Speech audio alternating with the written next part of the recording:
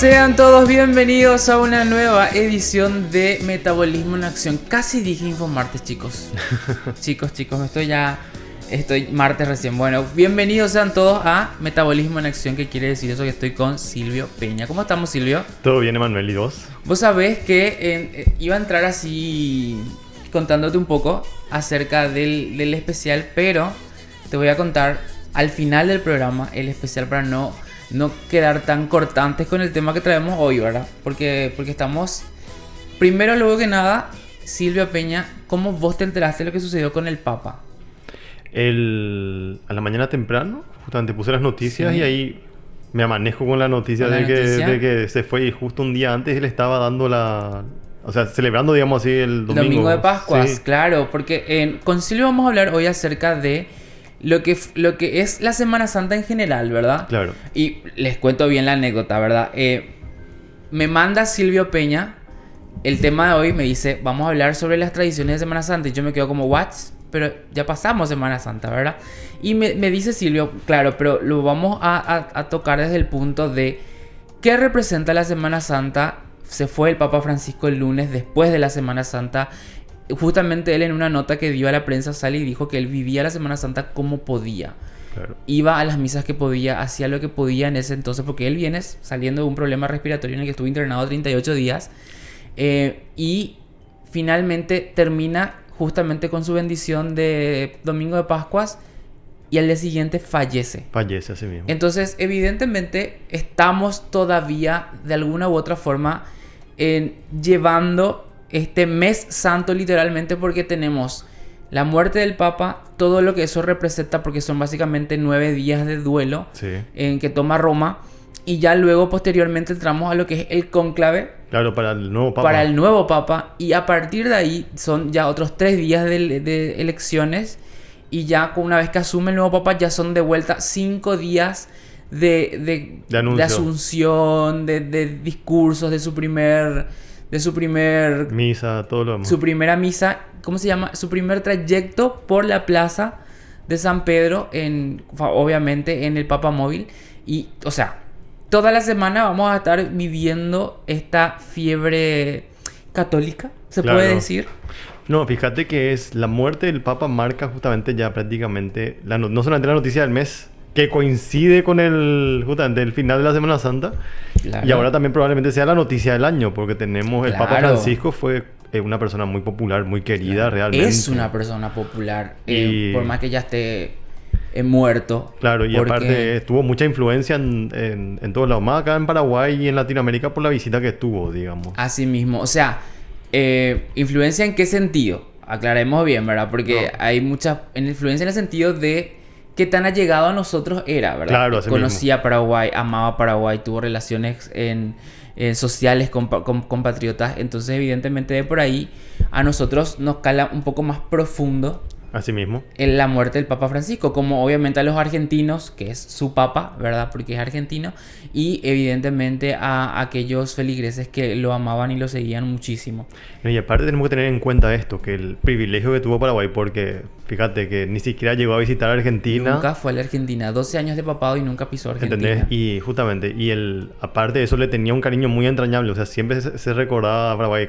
Se acordarán de la anécdota, digamos así, cuando le ven a Paraguay y le muestran la chipa, el tipo, chipa, yo quiero, claro, dijo, ¿entendés? Yo quiero, claro, y evidentemente él siempre que pudo resaltó Paraguay, bautizó a la mujer paraguaya como la más gloriosa de América. Así mismo. Entonces, evidentemente su cariño con Paraguay era mucho, entonces por eso obviamente nos toca de una forma un poco más personal. Así mismo. Porque en este punto te diría que el Papa era más paraguayo que argentino. Así mismo, se puede decir que sí.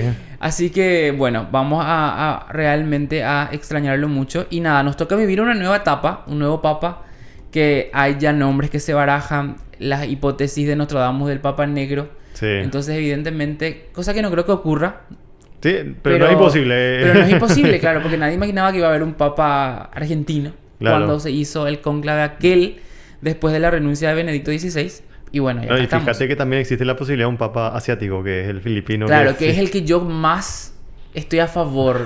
Yo quiero que él sea el papa, ¿verdad? Claro, o sea, sería algo completamente fuera de fuera serie. de lo que se acostumbra normalmente. Sí. Pero bueno, otra cosa cierta es que además de la muerte del papa y tenemos la nueva elección del papa, yo te quería consultar cómo vos interpretás la diplomacia del papa.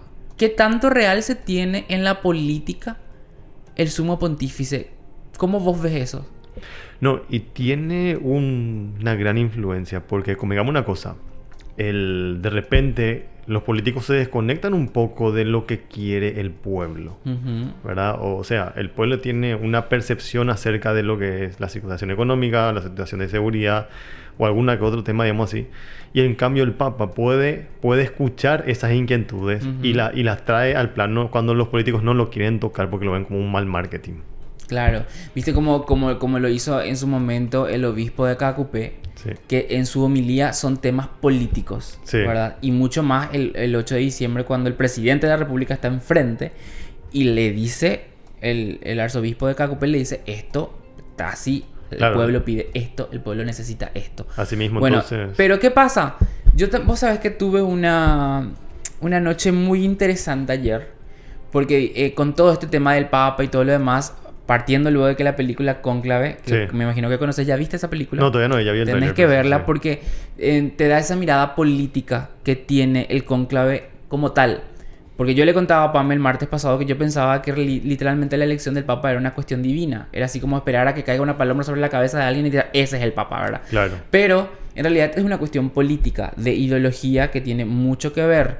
Hay conservadores, hay gente un poquito más liberal Así dentro mismo. de los cardenales que van a hacer finalmente la elección.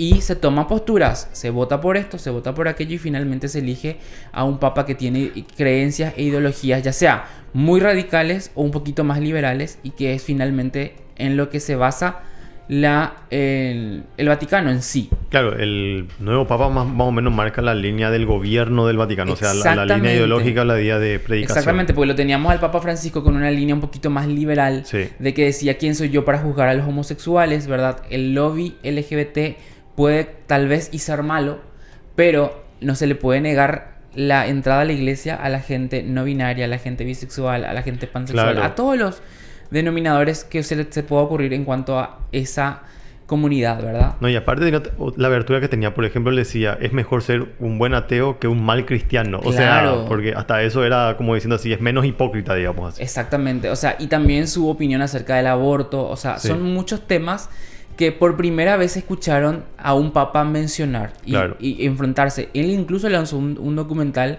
en el que se juntaba con jóvenes, en su mayoría totalmente ajenos a lo cotidiano. Teníamos a gente no binaria, a transexuales, a personas homosexuales y otras ramas que cuestionaban al papa esa exclusión que normalmente la iglesia tiene con ellos, ¿verdad? Y Sí. él decía, no puede ser, o sea, ¿quién soy yo para juzgar? ¿Quiénes somos nosotros para juzgar? Dios perdona a todos, ¿verdad? Y Dios acepta a todos, ¿verdad? Pero obviamente esto desde la línea de que la iglesia debe acercar más al pecador a su iglesia que al fiel mismo, ¿me explico? Claro, claro. O sea, justamente uno tiene que tener, como dice, la iglesia tiene que tener apertura y respeto dentro de todo. Y como dice así, por más que no se sujete a la tradición, ¿verdad? O sea, sí, por lo menos, bueno, vamos a ser tolerantes por lo menos, ¿verdad? Exacto. ¿Entendés? Y no marcar una agenda que tal vez ya roza el odio, ¿verdad? Claro, claro. Y el rechazo. Como dice, pero no hay que menospreciar que, como ellos dicen, así, no por esto vamos a ignorar el mandato también, como ellos dicen, Claro, ¿verdad? Así mismo, obviamente, o sea, el que claro. quiere comprometerse sabe que se tiene que comprometer, pero el que quiere venir a escuchar es libre de venir a escuchar. Claro, así mismo es. Pero, ¿por qué te decía que tuve una noche interesante? Porque estuve leyendo la historia de los papas, de cuántos papas hubo, quiénes fueron los primeros papas, qué significaba ser un papa antes, ¿verdad? Y esto arranca desde el siglo I, en el siglo III, del siglo I al siglo III básicamente se desarrolla todo lo que es el concepto papal, y me daba cuenta que los primeros papas son muy polémicos. Porque hay un papa en específico que tuvo 3 periodos. Y vos decís, pero ¿cómo un papa va a tener 3 periodos, verdad? Sí, Y claro. resulta ser que el primer periodo fue comprado por el padre. El padre le pagó a la iglesia para que le den el trono de papa, Ah, mira. ¿verdad? Luego viene un papa, lo derroca como si fuese un golpe de estado. Esto se expulsa de Roma. El otro junta militares, vuelve después de años, lo derroca al que está y vuelve a asumir como papa. y luego renuncia a ese segundo mandato porque se quiere casar con una mujer, se casa y esto no sale bien y vuelve y toma el poder. Te juro, y vos así, ¿cómo esto puede ocurrir? Sí, sí. Hay otro papa que fue asesinado a los 12 días porque un ciudadano común le encontró al papa en su cama con su esposa. Ah, no. Y vos así como, what the fuck? Convengamos una cosa, que es, todos éramos humanos y en esa época, ok, no había tanto con qué distraerse, digamos. Claro, había un papa que duró solo 3 días. Sí. En el pontificado. Se hizo la votación, dijo, este es el papa, y luego 3 días después murió por una enfermedad. Mira. Hubieron papas asesinados, unos mártires, otros por cuestiones personales como la que te acabo de mencionar, y hubo papas que murieron envenenados incluso. O sea, yo me leí así el historial. Convengamos una cosa, fíjate que la historia del papado es como la historia de los reyes, digamos. Exacto. Porque al final de cuentas, ¿qué representa el papado? O sea, institucionalmente es el representante de Dios en la tierra, ¿verdad? Así, en concepto, digamos así. Pero humanamente hablando, como hablamos la parte política, tiene su soporte, digamos así, de poder, digamos así, representa una figura de poder. Claro. Entonces, donde haya poder, siempre habrá quien desee el poder. Entonces, alguien siempre va a querer tomar el lugar, usurparlo, ya sea, o ganarlo legítimamente. Claro, porque convengamos que a lo largo de los siglos, el Vaticano se convirtió en un estado, básicamente. Sí. Entonces, por obvias razones, hay intereses de por medio. Pero a lo que llegaba nomás es a la santidad que le damos a un papa, ¿verdad? Y no sabes vos estas historias detrás, claro, de estos papas súper polémicos que hubieron en la Iglesia Católica. Y vos decís en cuenta, ¿son o no son personas comunes como nosotros? ¿O realmente hay que santificarlos tanto como lo hacemos hoy, verdad? No, yo creo que realmente son hombres comunes. Acuérdate una cosa así, ¿verdad? Jesús caminó como un hombre en la tierra. O sea, claro, siendo divino, él prefirió ser un hombre, como él decía, ¿entendés? Y hay que entender esto. Tenemos una diferencia con Jesús, que nosotros sí nacimos en pecado, no como él, ¿verdad? Claro. ¿Entendés? Entonces, ¿cómo decirte? ¿Qué es lo que realmente le hacía, o sea, a Jesús, digamos así, ¿verdad? Su forma de predicar, su forma de enviar su mensaje, o sea, que sanaba enfermo, digamos así. ¿Qué hizo? Que la gente lo divinizara sin que él buscara ser divinizado. O sea, él siempre decía, ¿cómo era así, verdad? No le cuentes a nadie, no le cuentes que yo soy él buscaba así un perfil bajo, así de pasar desapercibido. Nunca buscaba ¿cómo se dice así? Que lo... ¿Cómo se dice así? Lo idealicen o le vuelvan un ser, digamos así, alguien elevado, claro, sino que él quería que siempre se le vea como uno más.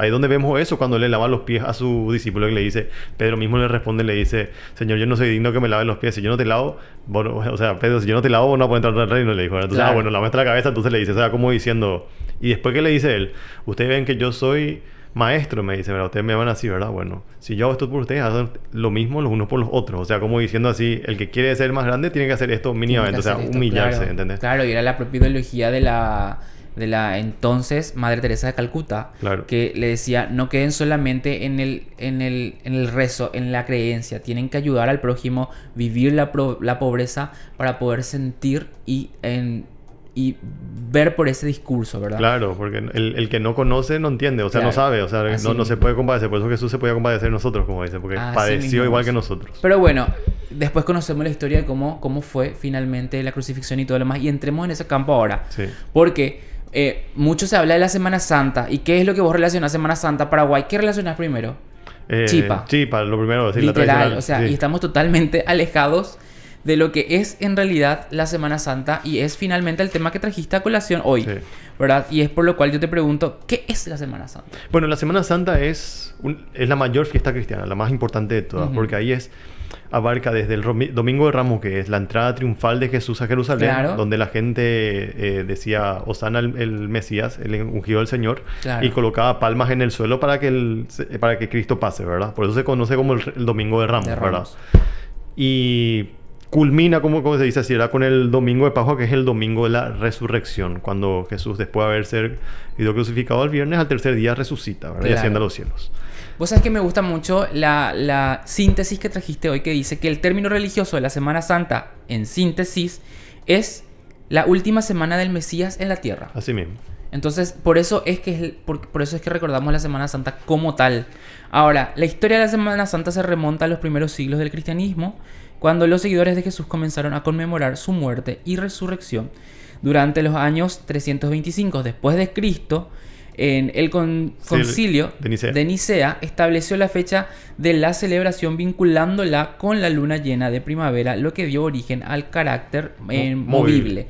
O sea, claro, porque nosotros a veces tenemos Semana Santa a principios de abril, luego tenemos a finales de abril, o sea, se mueve. Siempre me pareció una duda del por qué pasaba eso. Bueno, el tema es así. Fíjate que nuestro calendario es solar, pero el calendario judío es lunar. Bueno, entonces, ¿qué ocurre? Para entender nomás el contexto, porque claro, acordemos, la Semana Santa coincide prácticamente con la Pascua judía y tiene su origen ahí realmente. O sea, coincidieron las dos fiestas. Entonces, ¿qué ocurre? El día, según el calendario judío, empieza a las 6 de la tarde cuando se esconde el sol. Sí. Así, ahí empieza el día para ellos, ¿verdad? Entonces, ¿qué ocurre? Ellos se mueven de acuerdo a las fases lunares. Entonces, entonces por eso va rotando las fechas. O sea, los meses para ellos no serán como los nuestros. O sea, nosotros tenemos los días contados por el sol, ellos tienen los días contados por la luna. Entonces, su calendario dura 28 días y piquito, va oscilando así, ¿verdad? ¿Entendés? Y por eso va cambiando las fechas. O sea, y nunca es una fecha, no es un día específico. ¿Entendés? Entonces, para ellos era, digamos así, le ponen el día un nombre, que lleva un nombre, digamos así, no como así como decimos lunes, martes, miércoles, tiene un nombre también para ellos, ¿verdad? Claro. Y bueno, entonces ellos dicen así, la fiesta de, qué sé yo, de la Pascua empieza tal día del mes tanto de su calendario. Y justamente como dice, como empieza a las 6 de la tarde y termina a la mañana, a las 6 de la tarde del día siguiente, así, justamente, empieza a las 6 y termina a las 6 de la tarde de cada uno. Así empieza el día para ellos. Claro. Entonces va rotando, porque no seguía por como nosotros digamos por la hora 12, que empieza al punto 0 del día, al 0 del día siguiente. ¿Entendés? Me parece súper interesante que se pone recién como celebración de Semana Santa, luego de 300 años de ya San Pedro ser representante de la Iglesia Católica. Claro, lo que pasa... Porque eso fue en el año 30 después de Cristo. Claro, fíjate que como estaba explicando, ellos que celebraban primero, los cristianos, digamos, vamos a tener, antes de establecer las fiestas así como las conocemos. Ellos, ¿qué tenían que Jesús le dijo? En la última cena era, digamos, ¿verdad? Que él tomó el pan y él dio el vino y lo repartió. Entonces ellos tomaban eso como la celebración, como él dijo así, este es mi cuerpo y esta es mi sangre, digamos, claro. Entonces, eso más celebraban ellos cada vez que se reunían, ¿verdad? Entonces era la Eucaristía que conocemos así en la Iglesia Católica.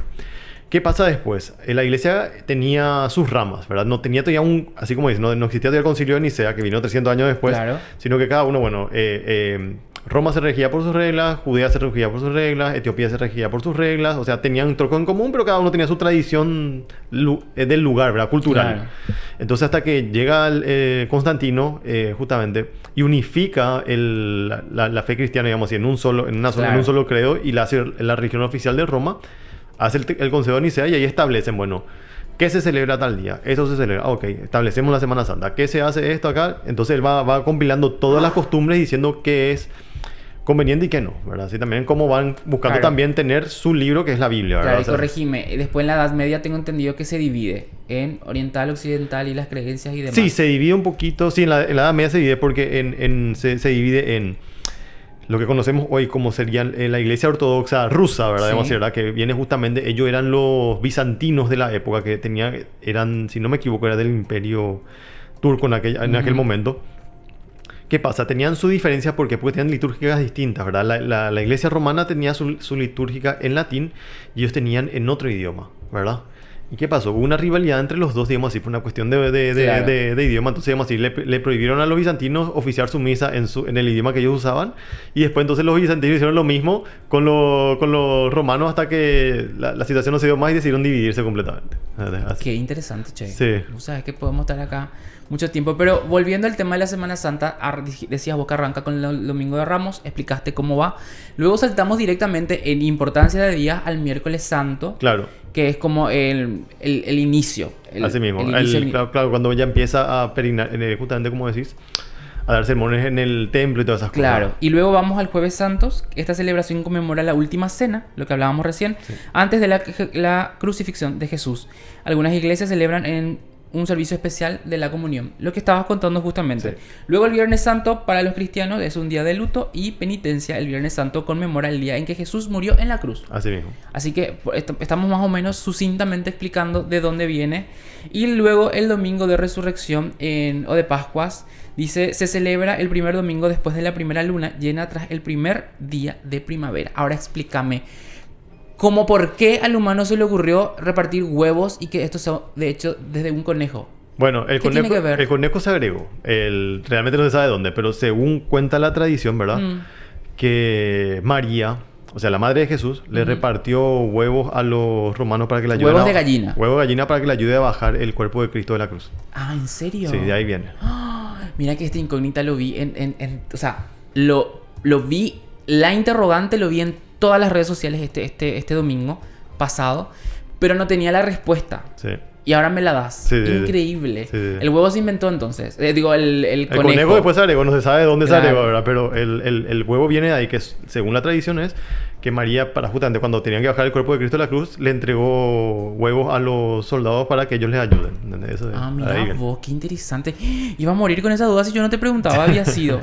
Mira vos, qué interesante. Ahora hablemos de la Semana Santa en Paraguay, que es un poquito particular. Si bien estamos muy arraigados también a lo que es el catolicismo en sí, hay algunas diferencias, ¿verdad? Claro, claro. ¿Qué es para vos la Semana Santa en Paraguay?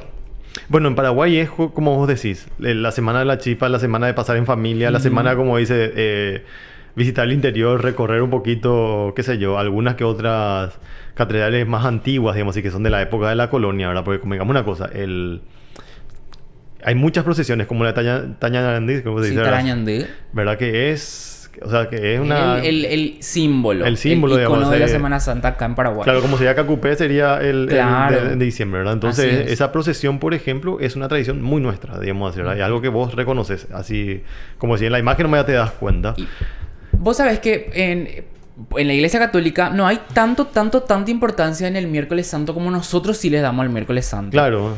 Y le damos esa importancia porque el Miércoles Santo es específicamente el día en el que se prepara la chipa. Claro, vos preparás, como se dice, ya la cena, digamos así, de lo que va a ser la semana se prepara el miércoles. ¿Entendés? Como Así. diciendo, anticipándote, como vos decís. Porque el jueves tenés la última cena. El jueves tenés lo que sea la última cena, se acerca el Uguazú. Sí. Y el viernes, por tradición antes, no se hacía nada, se No se- descansaba claro. completamente, ¿entendés? O sea, si no Claro. te movías, no cocinabas, no hacías nada. Entonces, tipo, ya tenías que preparar el Claro, miércoles, el así. jueves tener todo listo Y para ya el no viernes. comer carne. Así Desde mismo. ahí en adelante ya no comer carne y abstenerse, ya no jugar, ya no correr, ya no pensar, ya no eso. Nada. O sea, esa dice, ¿verdad? Por eso es que el Miércoles Santo nosotros le damos mucho énfasis porque se crea la chipa. Y me contabas la semana pasada por qué chipa. No, claro, porque la chipa es como dice así, ¿verdad? No se consume pan con levadura en Semana Santa en la tradición judía, ¿verdad? Entonces yo creo que de ahí nace justamente, como viene el pan sin levadura, entonces optamos nosotros por algo que es nuestro, que es Claro. la chipa en este caso, ¿verdad? Que es de maíz. Y de ahí llevan a eso de que la chipa cuelgue del pesebre.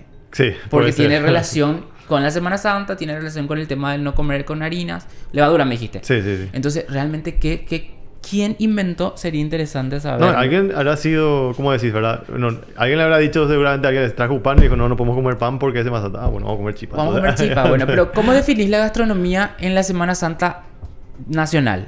Bueno, en la semana, ¿cómo te iba a decir, verdad? Tenemos nuestro bocadillo por excelencia que va a ser la chipa, obviamente, durante la semana. Después tenemos el famoso caruguazú que se prepara para el jueves, ya sea ese día, por ejemplo, como es el día de, justamente cuando se celebra la última cena, digamos, Claro. se cena como si no Como, hubiese claro, nada. como la Navidad, Sí. que también está relacionada al catolicismo, Así mismo. al nacimiento. Y en ese caso, por ejemplo, como decís, bueno, como viernes no puedo comer carne, se aprovecha el jueves para hacer un asado, por ejemplo, y ahí se come todo. Ahí Chipa se guazú, comen todo. sopa, asado, todo lo que hay. Literalmente. Pero acá dice, en países de habla hispana, los pescados, mariscos y dulces especiales son protagonistas de la mesa familiar. Yo te puedo asegurar que acá hay todo menos mariscos. Sí, no, pero como digamos una cosa, somos un país mediterráneo. Claro. En el caso de, fíjate, eso viene más justamente porque como somos descendientes de españoles, traemos la tradición de comer. Por ejemplo, en España se consume lo que se llama el caldo de bacalao con garbanzos. Ese es el plato tradicional para el Viernes Santo. Digamos, como no se consume carne.